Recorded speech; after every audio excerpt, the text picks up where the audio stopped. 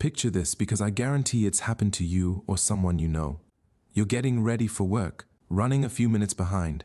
You grab your phone off the charger and the screen doesn't light up. Dead. Dead battery. Actually dead. Won't turn on. You know logically that if you took it to a repair shop today, it's probably a charging port issue. Maybe $200 to fix. But you check your bank account. $73 until Friday. Rent just cleared. You can't afford $200 right now. So you make it work. Borrow chargers. You hold the cable at a weird angle. You tell yourself you'll get it fixed next month when things calm down. 3 weeks later, the phone completely dies. Now you need a whole new phone. Cheapest one you can find is $500. You can't afford that either, so you finance it. $25 a month for 24 months. Total cost, $600. Plus you missed a work shift because you couldn't get the ride share without your phone working. Lost $150 in wages. That initial inability to spend $200 just cost you $750 total. This isn't bad luck. This is a mathematical trap. The distinct, measurable, suffocating cost of not having money. My name is Sam, and today we're breaking down why being broke is actually the most expensive hobby you can have. Not metaphorically, literally. The numbers prove that poverty charges a premium. And understanding exactly how that premium works is the first step to stopping the bleed. If you've ever felt like you're working harder every year, but your balance never moves, if you feel like one bad week could financially ruin your entire year, if you're tired of paying more for everything just because you can't afford to pay less, stay with me. Subscribe if you want the truth about the hidden costs of being broke that nobody talks about. Drop a like if this phone example already hit too close to home. Let's start with the core concept that explains everything. It's called the Boots theory of socioeconomic unfairness. The theory comes from a character in a Terry Pratchett novel. And honestly, it explains wealth inequality better than most economists with PhDs. Here's how it works. Take two people, one wealthy, one broke. The wealthy person buys a pair of boots for $75. Good leather, proper stitching. Those boots last 10 years. The broke person can't afford $75. They only have 15. So they buy cheap boots. Synthetic material, glued soles. Those boots fall apart after one winter. Next year, another $15. Year after that, another $15. Over the same 10-year period, the broke person has spent $150 on boots, double what the wealthy person spent, and they still have wet feet. The wealthy person is dry, comfortable, and $75 richer. This is the math of being poor. You're forced to pay a premium for lack of capital. Now you might be thinking, okay Sam, that's a nice story about boots. But how does that apply to my actual life in 2026? Look around you. This dynamic is everywhere. Let's talk about something as mundane as laundry detergent. If you have $40 to spare, you go to Costco. You buy the massive jug, 80 loads. Cost per load comes out to maybe 50 cents. You're set for 3 months. But if you're living paycheck to paycheck, you don't have $40 to lock up in detergent inventory. You have $6. So, you go to the corner store and buy the small bottle, 20 loads. Cost per load is $1.75. You're paying 3.5 times more for the exact same product simply because you couldn't afford the bulk price. This is the poverty premium, and it applies to everything. Paper products, cleaning supplies, non-perishable food, diapers especially. Pattern interrupt. Show cost comparison graphic. Bulk buying versus small quantity buying across multiple product categories. Poverty premium percentage highlighted. The math says that if you're broke, your effective inflation rate is higher than a wealthy person's inflation rate because you're perpetually locked out of economies of scale, but it gets significantly darker than just groceries. Let's talk about the banking system. This is where I get genuinely angry because the system is explicitly designed to punish you for stumbling. If you have $8,000 in your checking account, the bank treats you like royalty. No monthly fees, free transfers, maybe even a tiny bit of interest. But let's say you're struggling. You have $37 in your account. A subscription you forgot about hits for $42. You're now negative $5. Does the bank say, hey, looks like you're having a rough week, we'll spot you? No. They hit you with a $35 overdraft fee. Think about the interest rate on that transaction. You effectively borrowed $5 for one day, and it cost you $35. That's an APR of 700%. If a loan shark charged that rate, they'd go to prison. When a bank does it, it's standard policy. Pattern, interrupt, show calculation, $5 overdraft, $35 fee, APR calculation showing 700%. Last year, banks made over $8 billion in overdraft fees, almost exclusively from people with less than $1,000 in their accounts. The wealthy get paid interest, the poor pay interest.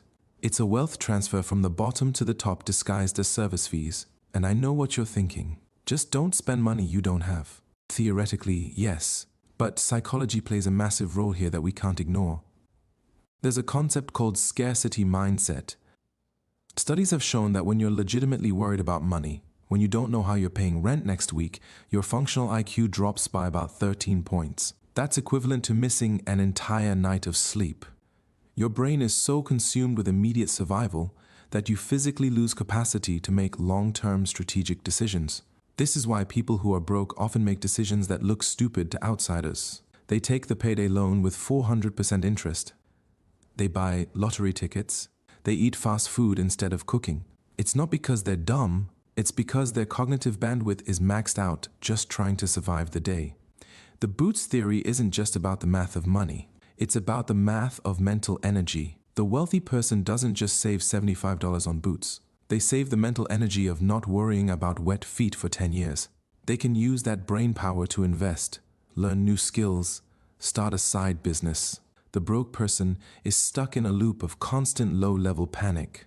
Let me show you this dynamic with something bigger than boots. Cars.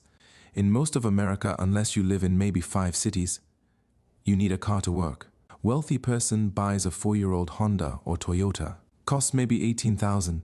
They pay cash or get a low-interest loan at 5%. That car runs for 12 years with just oil changes and basic maintenance. Total cost of ownership is low. Now look at the person with bad credit and no savings. They need a car to get to the job to make the money. They go to a buy here, pay here lot. The predatory dealership sells them a high-mileage vehicle that's worth maybe $5,000, but they sell it for $10,000. And because they have bad credit, the interest rate is 26%. Do the math. Over the life of that loan, they pay $17,000 for a car that was worth $5,000. And here's the kicker. The car will likely break down before the loan is paid off. So they're still making payments on a dead car while trying to finance another one. Pattern interrupt. Show comparison. Wealthy buyer total cost over 10 years versus broke buyer total cost over 10 years for transportation include repairs, interest, replacement cycles. This is the poverty trap in high definition. You're not just paying for the car, you're paying a risk premium because society has deemed you risky. And the only way to stop being risky is to have money, which you can't save because you're paying the risk premium. It's a cycle designed to keep you exactly where you are. And we haven't even touched housing. Renting versus owning is the ultimate boots theory example. When you rent, you're paying someone else's mortgage plus their profit margin. You get zero equity. It's like paying 100% interest on shelter. But to buy a house, you need a down payment, $20,000, maybe $30,000. If you're paying 60% of your income in rent because housing costs are insane, you can never save that down payment. You're trapped paying $2,300 a month in rent for an apartment that would cost you $1,400 a month if you owned it. The wealthy person buys the house, lowers their monthly overhead, gains an asset that appreciates in value. The broke person pays more monthly for an asset they will never own. It's expensive to be poor because you're renting your entire existence. You're renting your shelter. You're renting your money through credit card interest. You're renting your stability. Now here's where it gets really dark. There's a hidden tax on your time as well. Think about laundry. If you have a washer and dryer in your home, doing laundry takes 5 minutes of active work. You throw it in, you walk away, you come back later. If you have to use a laundromat, it costs $6 in quarters, but it also costs 2.5 hours of your life. Travel there. Wait, travel back. That's 2.5 hours you can't spend working, resting, or being with your family. If you value your time at even minimum wage, the real cost of that laundry is astronomical. Or think about food access. If you live in a low-income area, you might not have a real grocery store nearby. You have a convenience store with inflated prices. To get to the actual store with fair prices, you need to take a bus, pay fare, spend an hour each way. The friction of daily life is higher when you don't have money. Everything is harder. Everything takes longer. And time is money. By stealing your time, poverty steals your future earning potential. Now I can hear the objections. Sam, this is depressing. You're telling me the system is rigged and I'm screwed because I can't afford the nice boots. And look, I get it. It is depressing. But understanding the math is the only way to break the equation. Most people ignore this because it's painful. But you have to look at the numbers to find the exit. Here's the thing. Standard financial advice tells you to invest in the stock market to get an 8% return. But if you're broke, the best investment you can make isn't the S&P 500. It's escaping the boots theory penalties. If you have credit card debt at 22% interest, paying that off is a guaranteed 22% return on your money. No stock picker in the world can promise you that. If you buy a reliable coffee maker for $60 so you don't have to replace the $15 one every 6 months, that's a return on investment. The first step out of this trap isn't trying to get rich. It's trying to stop the bleeding. This brings us to the most critical concept, the buffer. The only way to stop the cycle of buying cheap boots is to artificially create a period where you don't buy any boots at all, so you can save for the good ones. This is why the emergency fund, that first $1,000, isn't just boring advice. It's the weapon that destroys the poverty premium. When you have $1,000 in the bank, a flat tire is an annoyance, not a financial crisis that forces you into a payday loan. That $1,000 allows you to increase your insurance deductible, which lowers your monthly premium. See what happened there?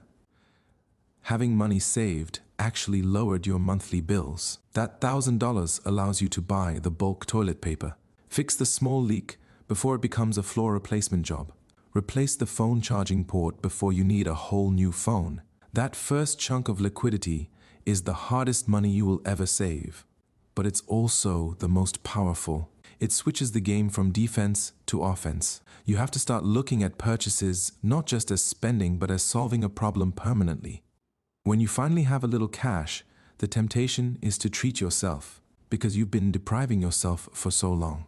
That's the psychological trap. You buy a nice dinner or new clothes because you want to feel normal for a second.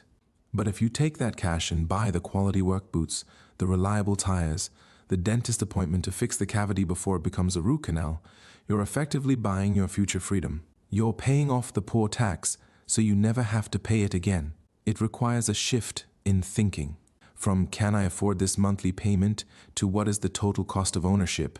The dealership wants you focused on the monthly payment because that hides the true cost. You need to focus on lifetime value. Here's what most people don't realize. The system relies on your ignorance of these mechanics. Companies bank on you paying late fees. They budget for your overdrafts. They depend on you buying disposable products again and again instead of the durable version that lasts. When you start making decisions based on Boots theory, you become a bad customer for them, but a great CFO for your own life. You have to get angry at the math. Use that frustration. Every time you see a late fee, every time you see a convenience charge, let that anger drive you to build that buffer. You're fighting a war against entropy, and your ammunition is liquidity. So, what's the actionable step? It's not sexy. It's not buy crypto. It's this. Audit your life for vampire costs caused by being broke. Look at where you're bleeding money simply because you don't have money. Are you paying overdraft fees regularly? Are you paying high interest on a car? Are you buying single rolls of paper towels? Are you financing a phone at inflated rates? Identify the biggest leak. Then ruthlessly cut everything else, and I mean everything, until you have the cash to plug that specific leak. If you need $400 to fix your laptop so it stops overheating and shutting down during work, selling old stuff or doing gig work for a weekend isn't just earning extra cash. It's a strategic strike against a future expense. You're buying your way out of the trap one decision at a time. This journey is unfair. I won't lie and say it's an even playing field. It takes 10 times as much effort to get from 0 to 10,000 as it does from 10,000 to 100,000. The wind is in your face at the start. But once you understand that being poor is a mathematical penalty, you can stop blaming yourself for being bad with money and start attacking the penalties themselves. You stop playing their game and start playing yours. You buy the boots that last. You buy the freedom to say no to the bad loan.